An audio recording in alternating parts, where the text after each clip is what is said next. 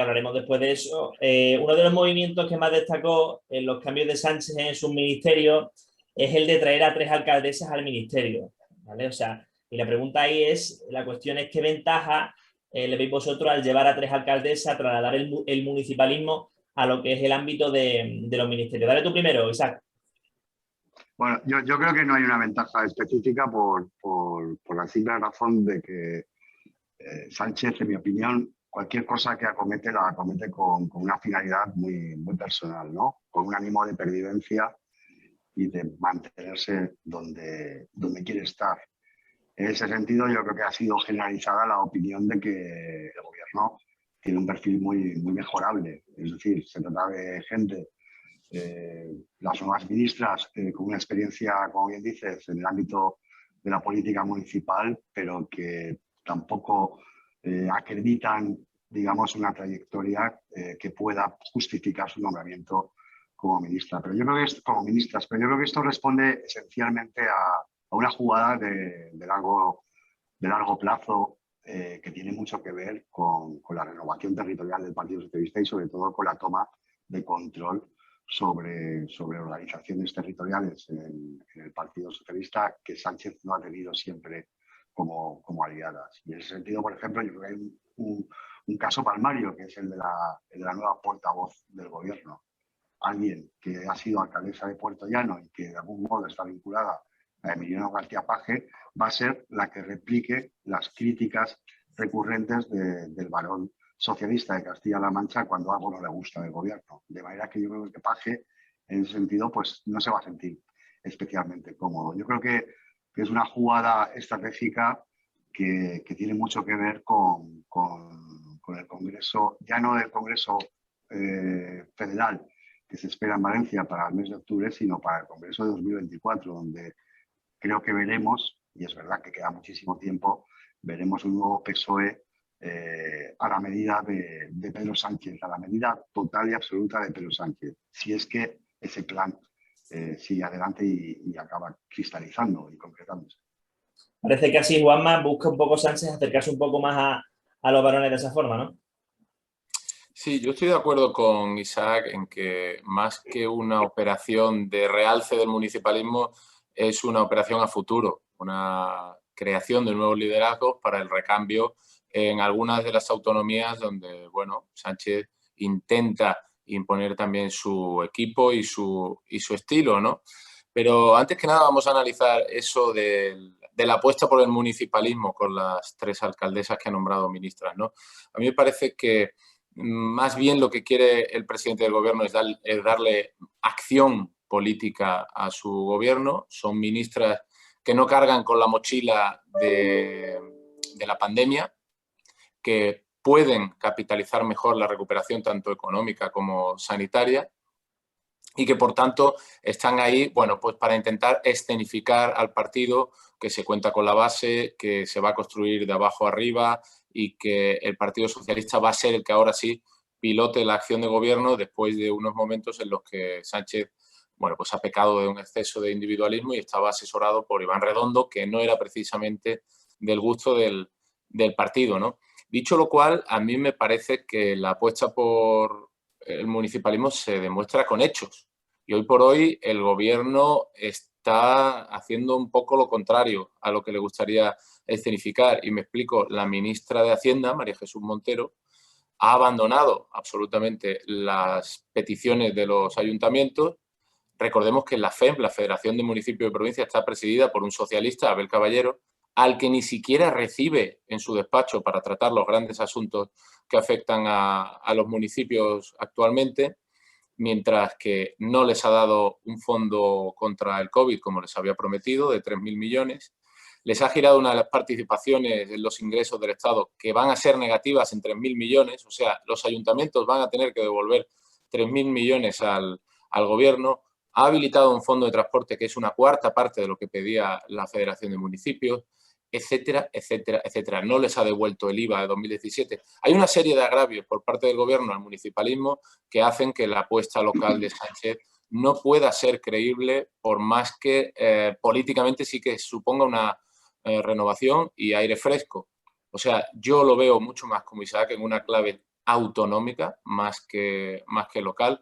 Está con Pilar Alegría, con Isabel Rodríguez, con la propia Diana Morant o Raquel Sánchez. Lo que está Sánchez es pergeñando posibles nuevos liderazgos territoriales de cara a unas elecciones de 2023, las locales y autonómicas, que son cruciales para el futuro de Pedro Sánchez, porque siempre hemos visto que quien pierde las locales y autonómicas acaba sembrando o poniendo un poco el piedra de su tumba política. Sánchez está pensando ya en el futuro electoral y si ha nombrado a estas alcaldesas como ministras, ya digo que no es porque tenga un gran interés en hacer política municipal, eso es uno de sus grandes debes, igual que Sánchez se apoya bastante en las autonomías, no lo está haciendo en los ayuntamientos, y sin embargo lo veo más, pues eso, la resurrección de abajo arriba del partido, del PSOE.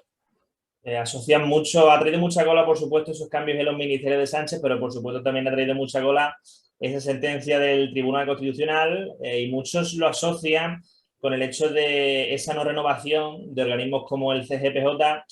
Y bueno, a raíz también del informe que ha emitido la Unión Europea estos días sobre el Estado de Derecho en diferentes países, en el caso de España, ha recalcado la falta de renovación urgente de ese organismo. Por ejemplo, en el caso del gobierno parece como que ese aviso, ese toque de atención procedente de Bruselas, hace como que el gobierno parece estar un poco más dispuesto a renovar ese organismo.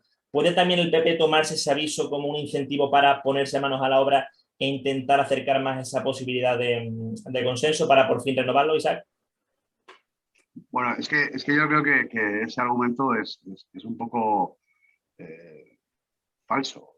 Yo no creo que el Partido Popular tenga la obligación de tragar con lo que Sánchez pretende. Es decir, una negociación lleva un componente de cesión que da la sensación que el gobierno, o en este caso el Partido Socialista, no está dispuesto a asumir.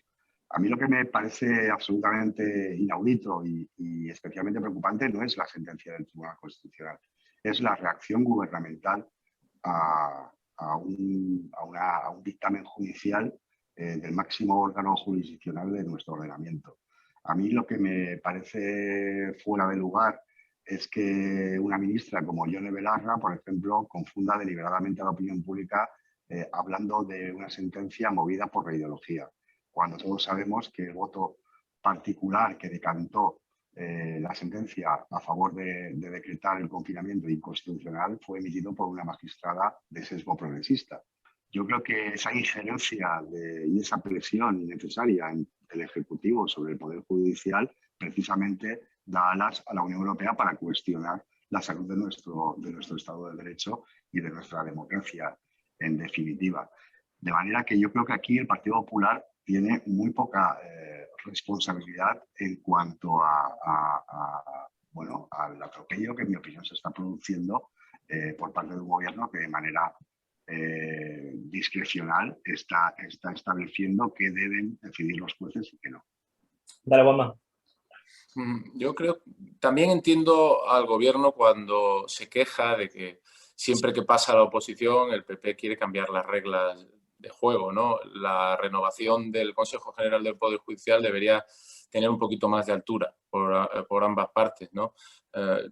Es intolerable que llevemos 3 años casi con la cúpula del Poder Judicial sin renovar. Es intolerable que se chalanee con el Consejo y es intolerable que no se le haga caso a Bruselas. Estoy totalmente de acuerdo, ¿no? Cuando la Unión Europea presiona a España para que los jueces se elijan entre sus pares, el único argumento que tiene el Partido Socialista para negarse es que los jueces son mayoritariamente conservadores, bueno, por determinadas características sociales, que sería muy trabajoso y muy largo de explicar aquí, pero el Partido Socialista cree que si se eligen entre ellos, los jueces van a perpetuar una visión conservadora. Bien, más allá de eso, más allá de ese argumento, no hay otro detrás de la cerrazón del PSOE a reformar ese aspecto del CGPJ. Pero es que el PP también está muy cerrado en banda. ¿Por qué el PP está absolutamente cerrado a sus 4 condiciones? Porque no pierde nada. El PP no tiene nada que perder si no se renueva el Consejo General del Poder Judicial. Si acaso cierto descrédito o cierto deterioro institucional al que están contribuyendo ambas partes, pero aquí el PP lo que exige es que no esté Podemos en la mesa de negociación, que se despolitice la llegada de dirigentes al CGPJ, o sea, que alguien que ha estado en la política los últimos 4 años no pueda ser elegido ni en el CGPJ, ni en la Fiscalía General del Estado, etcétera, que los jueces elijan entre ellos como pide Europa y que el juez de Prada no forme parte de la ecuación. En ninguna de estas 4 cosas está dispuesto a ceder hoy por hoy el nuevo ministro de Presidencia, Félix Bolaños. Y en ninguna de esas 4 cosas está dispuesto a ceder el Partido Popular, con lo cual yo creo que el espectáculo al que estamos asistiendo es de todo menos edificante. ¿Que habrá un pacto? Sí, porque lo tiene que haber. Y además porque, como tú apuntabas antes, Samuel, Bruselas está presionando no solo al PSOE, también al PP. Y eso lo reconocen en Génova. Cuando Bruselas dice que hay que llegar a un acuerdo ya para renovar y dejar de bloquear el Consejo General del Poder Judicial, está apelando también al Partido Popular. Está apelando a que se pongan de acuerdo. Lo que ocurre es que el PP no puede explicarle a su electorado que lo pacta sin más, sin obtener a cambio una reforma, aunque sea a futuro, aunque sea pactando con el modelo actual la nueva composición de la renovación que toca ahora y para el futuro cambiando las normas, necesita ofrecer algo. Yo creo que se puede llegar a un punto intermedio, que es trabajar en una reforma futura del sistema de elección entre los jueces, pero también entiendo el argumento de que el actual sistema también es democrático. Ha funcionado durante 30 años y no ha ido mal, y es democrático porque dejan los representantes de la soberanía, en los representantes elegidos por el pueblo, la elección de los jueces. ¿Cuál es el problema? El mal uso que se ha hecho de ese sistema. El uso torticero, el uso partidista que se ha intentado hacer para colocar a jueces que presuntamente podrían ser afines ideológicamente en puestos de relevancia, ¿no? Como bien decía Isaac, en la sentencia del Constitucional hemos visto cómo estas etiquetas, estas bufandas que se le ponen a los jueces no son reales, no siempre son así. El presidente de la sala, el presidente del tribunal, perdón, del Tribunal Constitucional, el señor González Rivas, ha votado lo que han votado algunos progresistas. Y Encarnación Roca, me parece, has dicho, ¿no, Isaac? Ha sido la que ha votado en el otro ámbito, ¿no? Con lo cual, esto forma todo parte de una excesiva politización de la justicia y yo le pediría a los políticos que sacasen las manos de ahí. Al fin y al cabo, esa sentencia del tribunal busca un poco, en cierta manera, penalizar esa gestión del gobierno en ese momento de la pandemia. A raíz de eso, ¿va a tener muy en cuenta el votante este error legislativo y judicial del gobierno a la hora de tomar su decisión en lo referente a votar en las próximas generales? Yo creo que no, yo creo que no. Yo creo que el estado de alarma ya quedó descontado, que encima ha habido un gran debate jurídico entre los magistrados que se ha resuelto por una votación muy ajustada de 6-5 y que el electorado no habría entendido que el gobierno hubiera adoptado el estado de excepción de inicio. Ni el electorado ni la oposición, me aventuro yo, porque la oposición creo que habría sido mucho más dura con Pedro Sánchez si se hubiera dotado a sí mismo de una herramienta que le da casi plenos poderes, ¿no? Yo, lo único que he hecho en falta del gobierno es que rectifique. Es que no puede ser que se ponga en duda el papel de los jueces, se hurgue en la herida de la separación de poderes, se ponga en duda la independencia judicial, pero no se acate la sentencia en un sentido humilde. ¿A qué me refiero? El coste de rectificación del gobierno es mínimo, es mínimo. Esta sentencia lo que está diciendo es, se hicieron las cosas mal, a partir de ahora háganse bien y no estaría de más un marco jurídico que permitiera a las autonomías limitar las libertades fundamentales de los ciudadanos de manera más ágil en caso de que se repita la pandemia. Pues hágase esa reforma porque ya la prometió el Partido Socialista, la prometió Carmen Calvo en mayo de 2020, la prometió luego Pedro Sánchez. ¿Por qué no se hace esa rectificación? Esa es mi gran duda, pero electoralmente yo no creo que esto vaya a influir en el cambio de ningún voto. Dale, Isaac. No, yo creo que estando completamente de acuerdo con Juanma, porque el tribunal yo creo que pone el foco sobre 2 cuestiones que a mí me parecen esenciales y que de algún modo desnudan la gestión del gobierno. Por una parte, esa legislación obsoleta que requiere una adaptación, digamos, a los tiempos, dotando realmente a las autonomías, como bien dice Juanma, de instrumentos y de herramientas legales que le permitan cumplir o gestionar, digamos, una situación absolutamente desacostumbrada y prácticamente sin precedentes en nuestra historia moderna, como es una pandemia.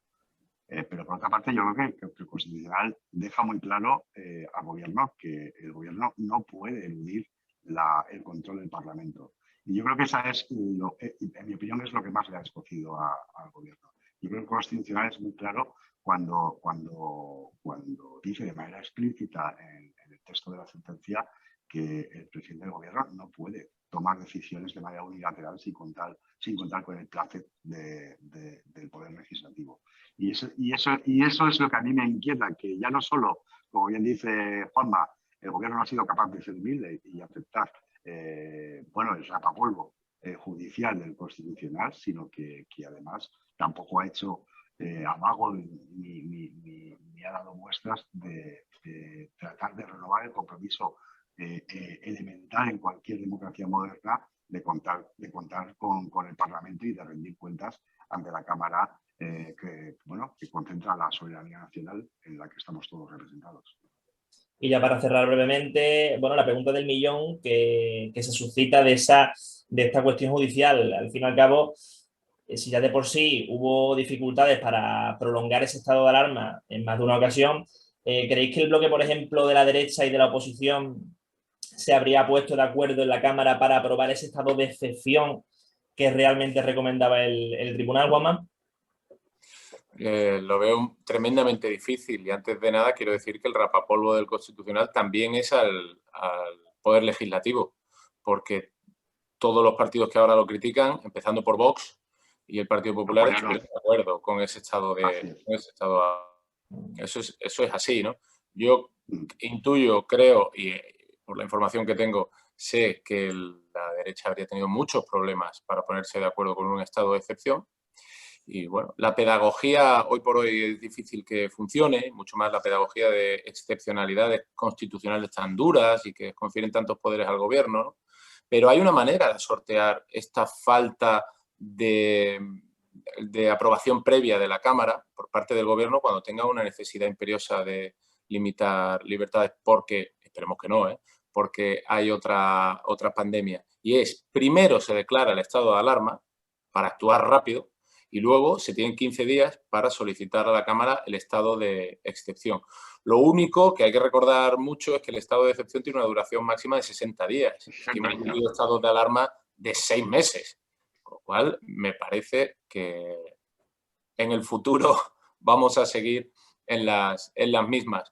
El único punto en el que sí le doy la razón, tanto al PP como Vox en esto, es que ellos avisaron. Ellos avisaron de que había una limitación, de que no había una limitación, sino una suspensión de los derechos y libertades de la ciudadanía por la falta de movilidad en algunos casos puntuales. Y además entiendo que Vox se anote la victoria judicial porque fue el que recurrió. Bien, bien.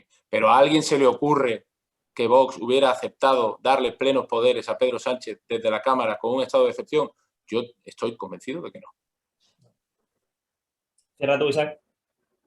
No, bueno, yo suscribo lo que comenta Juanma, pero también es cierto que estos debates a mí al final me llevan a la conclusión de que de algún modo se pretende, por presiones propias de un gobierno, derivar la responsabilidad de lo que acontece sobre quien no tiene el poder de tomar decisiones para que el que sí las tiene se vaya de rositas. Yo creo que aquí es cierto que ese varapalo judicial también concierne a la oposición, pero yo creo que esencialmente está dirigido a quien tiene capacidad de movilizar, a quien tiene capacidad de gestionar, que no es otro que el que ostenta el poder, en este caso Pedro Sánchez. De manera que yo tengo muchas dudas sobre que se hubiese producido un consenso para, como dice Juanma, permitir a Pedro Sánchez tener plenos poderes en un estado de excepción y menos teniendo en cuenta el sesgo ideológico y las antípodas del PSOE y de Vox, pero creo que eso no elude la responsabilidad del gobierno y sobre todo no elude una gestión muy mejorable, que es precisamente sobre lo que ha reprochado el Constitucional, es decir, que la gestión de decretar un estado de alarma que se ha prolongado meses no era precisamente la solución legal adecuada.